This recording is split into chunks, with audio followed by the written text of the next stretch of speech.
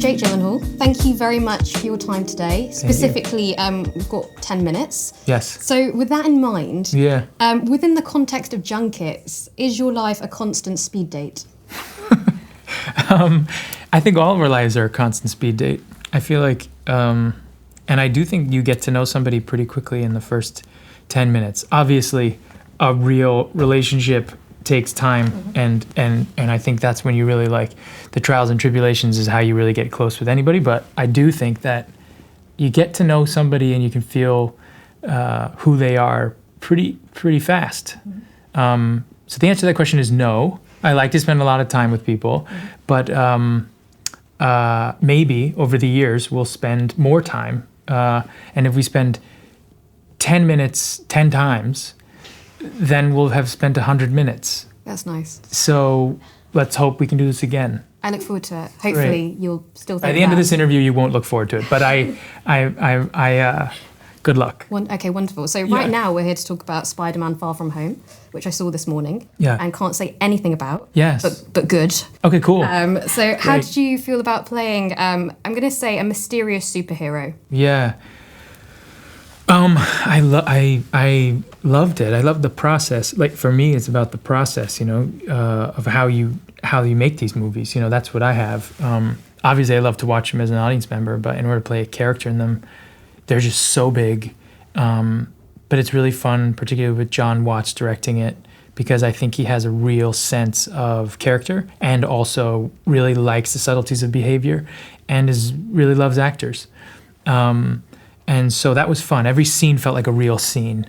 And we were really trying to get something real every time. And in a huge movie where there are so many things that seem so unreal, it's amazing to have a director who keeps bringing you back down to earth, so to speak. And I love the character. He's full of things that I don't think people will expect. And I really adored playing him. And I also loved working with Tom Holland. And I short of sounding like a total sycophant and saying to everybody what every actor says about their co-star when they're in a press junket, I really, truly do love the kid. Mm-hmm. I was going to actually, one of my questions was, what did you learn from Spider-Man himself, Tom Holland? What did you learn on set from him? Nothing. He's a fool. Weirdly, he has a lot of experience in these movies. And when I showed up, I have a lot of experience making movies, but I didn't have an experience in a movie this size, a train moving this quickly, the way in the process is a very specific, particular, really beautiful creative process that Marvel has created. And so I was overwhelmed in the first couple of weeks. And he really did literally and figuratively take me under his wing and be like, this is how it is. It's all good. Don't freak out. I was like this too, And I continue to learn from him. I mean, I think he's an incredible physical actor. And there are so many things that he can do that I could never do. And he's also just so kind. And as you notice from this interview, I have not a kind bone in my body. And so I'm slowly trying to melt my stone cold heart and learn from him. Yes, yeah. I think you're doing a good job. Thank you. So what was one of the things that he could do that you couldn't do specifically? Nothing. I just said that for the interview because I wanted it to be interesting, but there's literally nothing that he can do that I can't do. I try not to pick up on those things later. Yeah.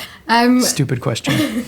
I know, he's just such a physical guy. I mean, there's something about, he literally flips into scenes, There are deliveries in these movies, very specific, very big. You have to fill, it's Shakespearean, you have to fill the screen with particular behavior. And it's not that there are actually physical things I cannot do, but there's a style that you learn how to work in, and it's a particular one, and he's just an expert at it. He also has great at improvisation. He's fantastic at memorizing lines in a split second, which I cannot do. It takes me months, years, decades to remember even movies I have already done. So, I just hats off to the guy. Yeah. He's literally pisses lemonade and poops rainbows. And what did you teach him? I'm guessing how to... Everything he learned from me. Yeah. Everything. Yeah. I don't think there's a hair on his head that wasn't placed by me, and he's got great hair. He does have good hair. Yeah. Yeah. It was a lot of good hair in the movie. I think I can say that. That's spoiler free. I mean, thankfully, there's a lot of hair in the movie. There is, definitely. So you play, I can say this, you're a mentor of sorts. You're framed as a mentor of sorts to Peter Parker. So who's your mentor in real life, and what did you learn from them? Oh, for crying out loud. Who is my mentor in real life? I have a number of different mentors. I've learned a lot of things from a lot of different people. I think I got like my work ethic, probably a mix from my grandfather, who is a surgeon, and a lot of my family on my mother's side is in the medical profession. So I think that kind of intensity, obsession to detail that I definitely have, in that way. In terms of, I just have a number of guides. I mean, there are a number of actors in my career. I was lucky enough to work with Dustin Hoffman and Susan Sarandon and Holly Hunter when I was very young on this one movie, and I learned so much about acting from them. In terms of life, constant mentors right and left. You don't know who the next mentor you'll find is. I would say, going back to Tom, they can be older than you, they can be younger than you. Wisdom comes and it's totally relative.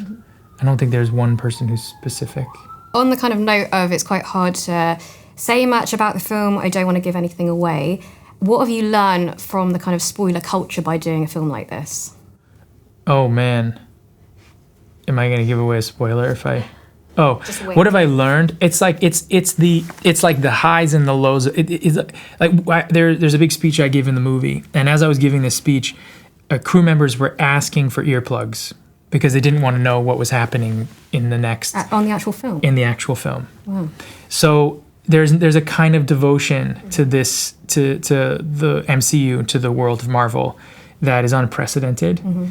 I consider, my friends tell me things in their life, or they ask for my secrecy, and I consider it to be, one of the highest honors you can have, as long as it's not hurting someone, or, to be able to hold somebody's secret or privacy is a beautiful thing. And so I like it. I like kind of the idea that, at least for now, I know things that other people will be so deeply entertained by, and more entertained when they don't know. Yeah. So I love it, and I love playing with people who want to know. Good amount of power. Yeah, but it's like I just you sure you don't want to know? Because the thing, and they're like, no. So I like that. I'm a bit perverse like that, maybe. And what's the biggest perk other than that about being in the Marvel universe?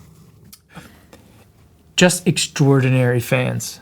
Just fans that are already full of tons of energy, and so excited. And it's just such a wonderful feeling. We went to Brazil, was our first stop. Went to Comic-Con there when we sort of announced the trailer for the first time, and I walked out to a crowd of, it felt like 5,000 people. And just the energy and excitement of a new character coming into the universe, and the feeling that I got from everybody was just incredible. Unmatched in anything in my career so far in that way. So I would say the fans. That's cool. Yeah. And kind of final question we've got is, filming initially... Sorry. Yeah, no, it's fine, yeah. I can't wait for the next 10 minutes for this 100 minutes of you are getting so to know you. Calm. You're very Does it kind of make you sleepy? No, it's nice. No, look at me, I'm energized. It's kind of like a Headspace app. Have you tried it? What? Headspace. Oh, right. The mental health. No, I do, yes. Yeah. Sam Harris, yeah? It's actually Andy Puddicombe. Right, okay. That's another guy. Yes, exactly. Telling you how to be mindful. But in my calming voice, filming initially started in London, in East London. What's the most British thing you learned or experienced here? What? Oh, sorry. Other than how to keep awake? It started in East London? Yes, so filming started in London. It did. East London. Oh, it did. It did. Ooh. I went over to East Side. What do I love about London? Or what did you learn or get to experience here?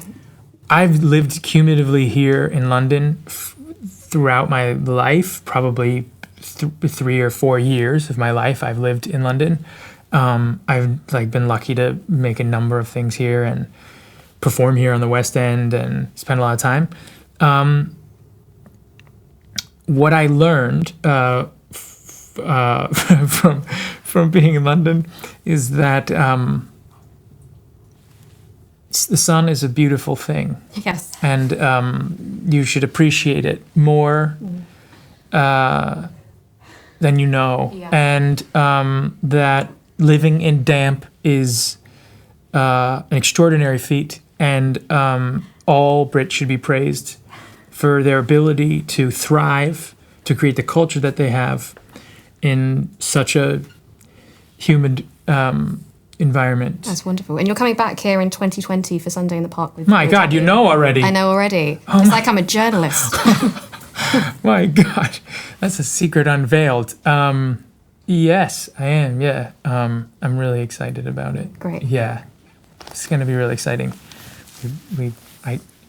We've been trying to figure out for a number of years how to bring the show that we did on Broadway here. I think it's going to be great. Brilliant. Okay, I'll leave on that note. That's it. Thank you very much, Jake. Okay, Painless, like a dentist, right? No, it was really you got a great personality. Thank you so much.